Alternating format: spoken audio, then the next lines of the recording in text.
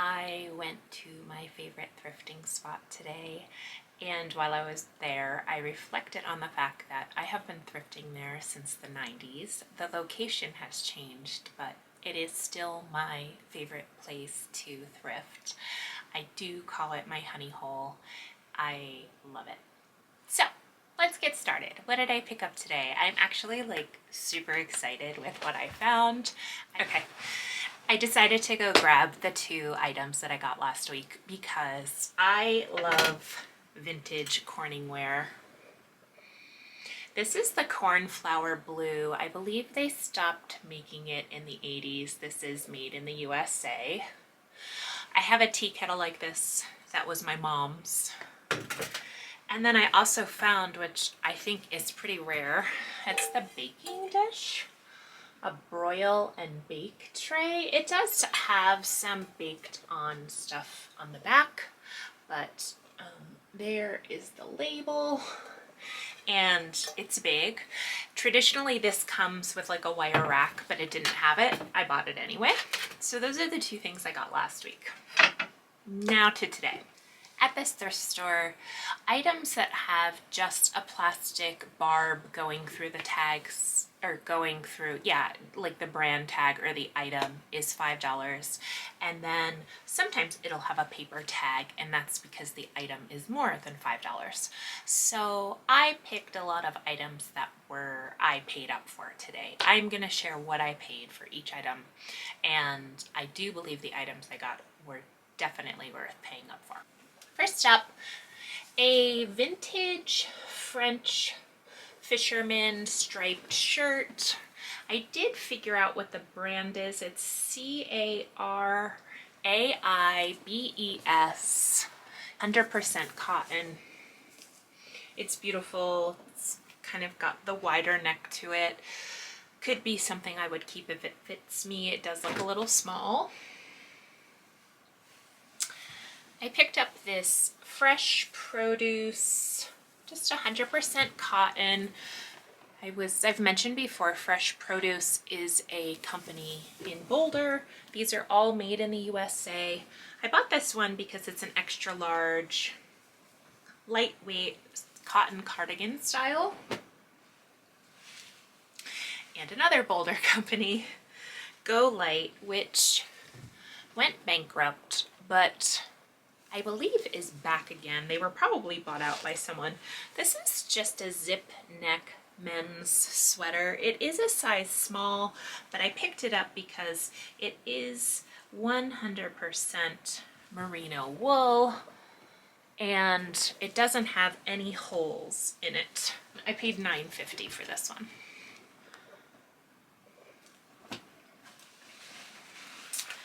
For $5, I got these men's Prana shorts. They look like they were barely worn. They do have a little stretch to them. I also got these Prana. These are more just like cotton men's pants, I would say. They feel like a Carhartt style pant. That's the label. They're kind of washed out, but if you're an adventurer, you don't want to be walking around in brand new looking clothes. This next blouse was also $5, and it is vintage. It's just a polyester, really fun, festive, kind of a balloon sleeve on that butterfly blouse. Next up is this, what I consider to be very flattering. It's a Bowden dress. It is a petite, but it looks like a standard kind of length to me if you were a size 6. It is lined, has a zip down the back, a really cute collar to it. This I paid up for. This is a Pendleton, well, it's $6 instead of $5. A Pendleton board shirt. So it's a wool short sleeve shirt, which I have never seen before. I had no idea they made them. This is also the tag in it. The board shirt tag. Now this shirt does have one flaw in it, but I decided to pick it up anyway. One hole, no big deal. disclose in the listing really great blue and gray. I love the unique style. It's kind of Hawaiian shirt meets wool. Love it. This is a personal purchase. I have no idea what this brand is. EQL, I don't know. EQR. This is just a very lightweight kind of union suit, PJ loungewear. I love the feeling of it. It's almost as if it were a silk blend, but it's not. I think it's rayon or something. I'm keeping that. This next item is so cute. This is just a vintage purse. The handles remind me kind of of Bakelite. It's this super cool curved tortoisey handle and this fabulous green bag. Oh, I love it. The pattern is so cool on it. This was $6. Not really a markup for here. Their bags are all different prices, and so they just have a tag on them. This was a $5 item. It's a J. Crew. I would say vintage J. Crew, because wait until you see the tag on it. It's 100% lamb's wool. And because I've been having so much luck with wool lately, I decided to pick it up. It's really pretty. I am definitely drawn to this oatmeal natural color V-neck sweater, and the patches on the elbows are just adorable. I didn't see any flaws in it, and it has some really pretty detailing, so I definitely said yes to that. There are no interior tags with dates, so this sweater predates that. I got another, what I would consider to be vintage sweater. This is the Gap. It is lamb's wool. Maybe you're sensing a theme here. Natural with a blue stripe. Has a little bit of like a Fair Isle knit to the bottom of it. This one was produced in 2009, so it's 12 years old. It's funny. Their products have changed so much in the last 10 years that even picking up something from 2009, it truly feels like it's like 20 years old. I don't know what this brand is. Glamour. I bought it because, hey, it's natural with stripes. It's a really pretty lightweight. I would consider it kind of feels like linen and cotton. So I picked it up. I liked the style and the fit of it. Sorry, I had to take a battery break, and it drives me crazy when I have to switch out my battery because the battery compartment is right next to the mount, and so I have to take the camera off where it's mounted for the tripod and open it up, take the battery out, put a new battery in. I really wish, Sony, that it was on the side. Louie, come here. I have a friend here. Here's Louie. I know, he's gonna want my hat. Hi, can you say hi? He's on the floor sleeping. Garnet Hill, 100% cashmere. It's a beautiful, I'm curious to see what the date is on this. Oh, there is no date. Kind of a muted terracotta salmon-y color. It's a really cute fit. It's a more boxy fit, and then it has some nice detailing on the sleeves. This I also paid up for. It's $12. It's a size medium. The boxy fit is what drew me in. There were a ton of really cute things that I left behind that were extra smalls. I just have a hard time with extra smalls. Like, they're great and they sell, but they take a lot longer. So I really try to focus my energy on at least medium or bigger, unless it's a very unique and special piece.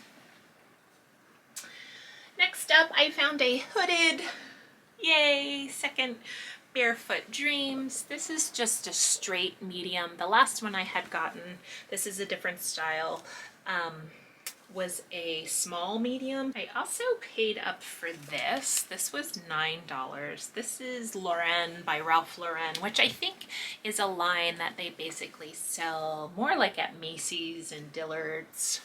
It's not a higher end line, it's more of a like everyday consumer line.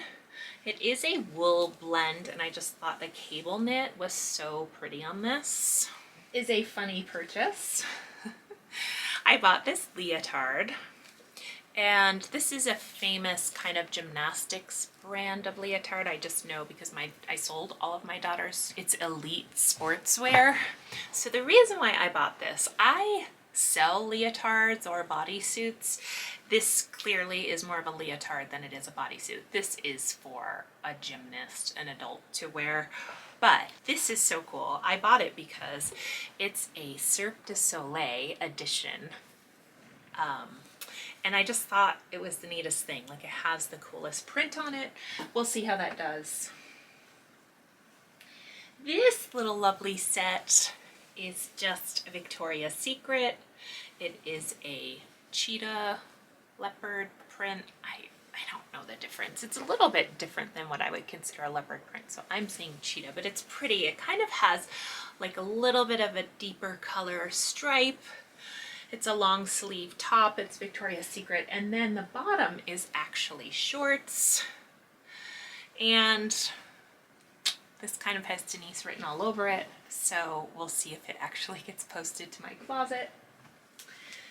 This is just a linen, sleeveless, cute little ruffle at the bottom, 100% linen. The tag on it is Annie W. I could actually not find any items selling with this brand. I'm assuming it's just like a boutique brand. I did pick it up because it's 100% linen and it's solid color black. Oh, my next two finds are pretty cool. I picked up two Gunny Sack skirts. They're velvety at the bottom and a high waist satin at the top. These were $8, and I'll show you the tag. And of course, there is no size tag present. I got one in this beautiful kind of grape purple color. There are pockets, and it has this rose pink top to it. And then I also got the same skirt in black on black. These are not very high-end Gunny Sacks items like the denim and the prairie dresses, but I will definitely price this, I would say, at around $65, even if comps are lower. Is an Oliphant extra large. I've never found this brand, so I'm pretty excited. It has really amazing comps, the brand does. It's 100% cotton.